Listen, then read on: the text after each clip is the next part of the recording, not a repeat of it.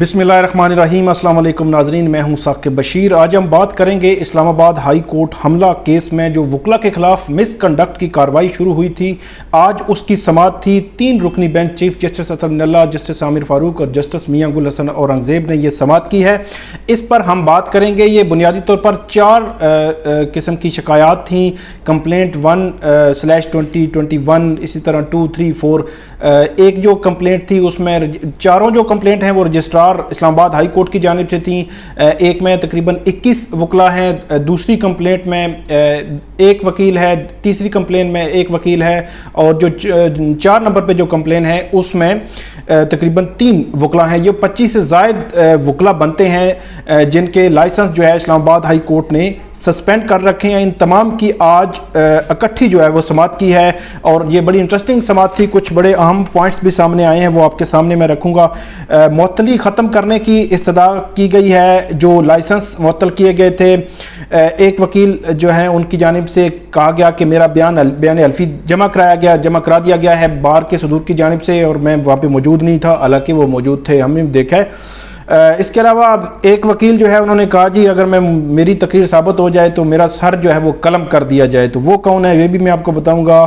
اس کے علاوہ ایک وکیل صاحب نے کہا کہ آپ جو ہے بہت ہو گیا، اب اس پہ مٹی پائیں آپ اور آگے بڑھیں اور جو ہے معافی تلافی دے دیں۔ اس کے علاوہ آخری جو بات انہوں نے کی، انہوں نے کہا کہ اگر آپ نے جواب ہی لینا ہے تو ہمیں بتا دیں، ہمیں الزام کیا ہے، کمپلینٹ کیا ہے، شکایت کیا ہے، کیا الزامات لگائے ہیں، تاکہ ہم اس کے مطابق جو ہے عدالت کے سامنے جواب جمع کروا دیں۔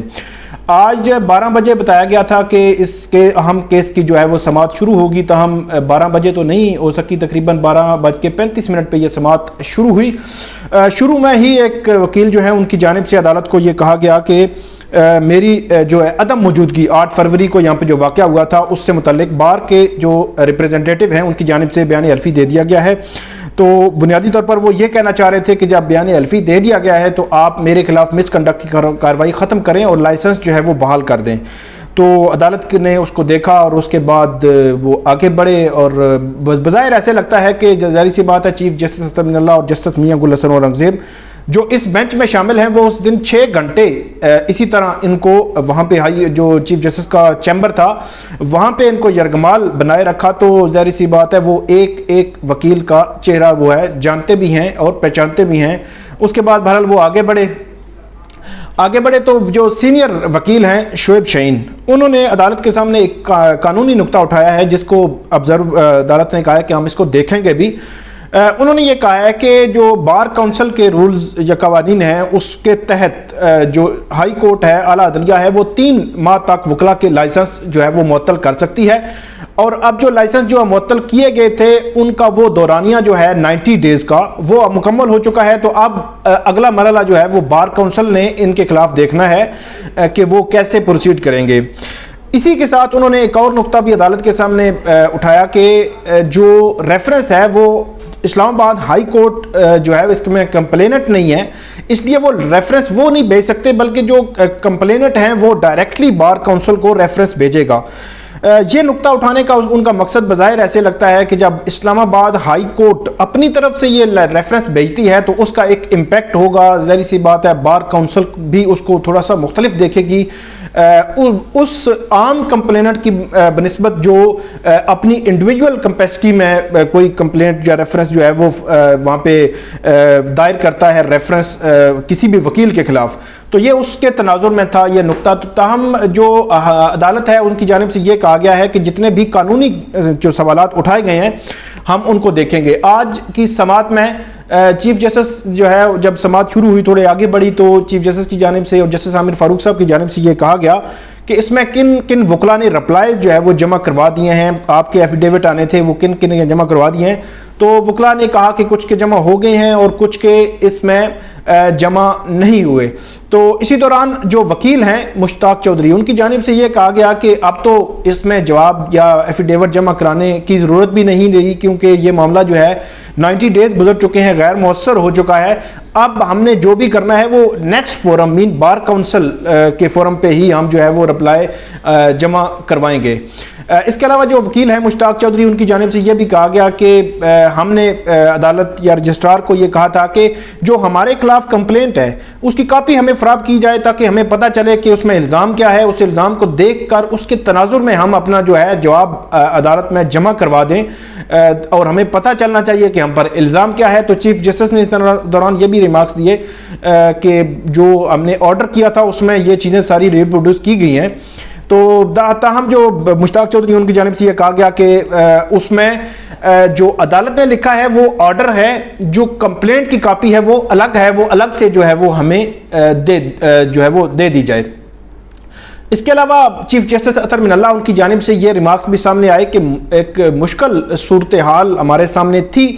ہم نے یقینی بنانا تھا کہ فیئر ٹرائل کے جو تقاضے ہیں وہ بھی اس معاملے میں وہ پورے ہوں, اور اس وقت کے بار کے صدور, ہائی کورٹ بار یا ڈسٹرکٹ بار کے صدور اس واقعے کے وقت یا اس وقت وہ وہاں پہ موجود تھے.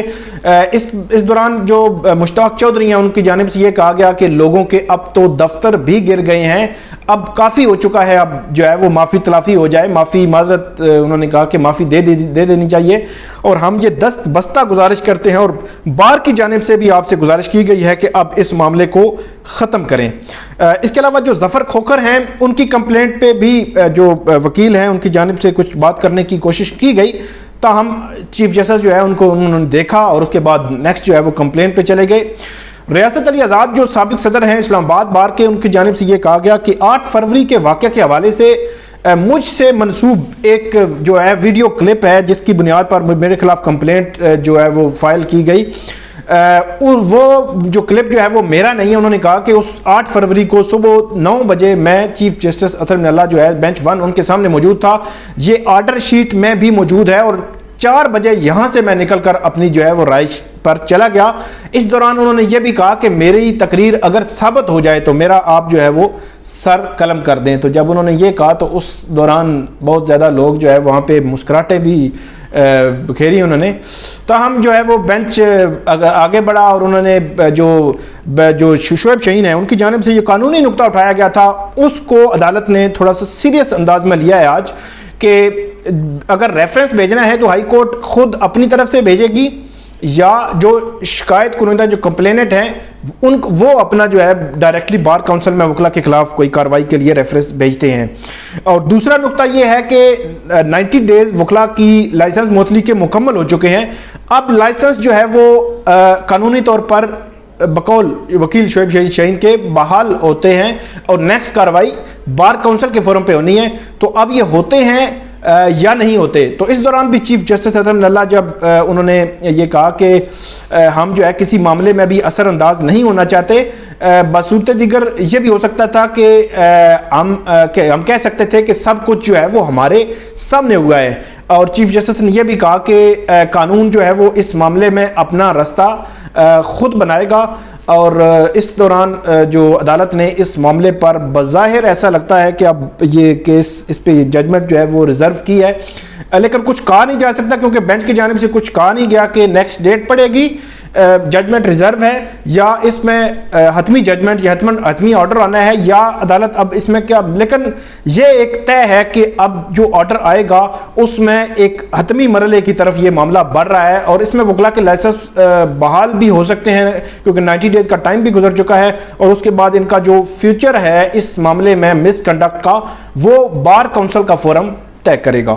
آج کی یہ سماعتی وکلا کی مس کنڈکٹ اور ہائی کورٹ حملہ کیس سے متعلق امید ہے آپ کو یہ پسند آئی ہوگی. اس میں آپ کامنٹ ضرور کیجیے گا. بہت شکریہ.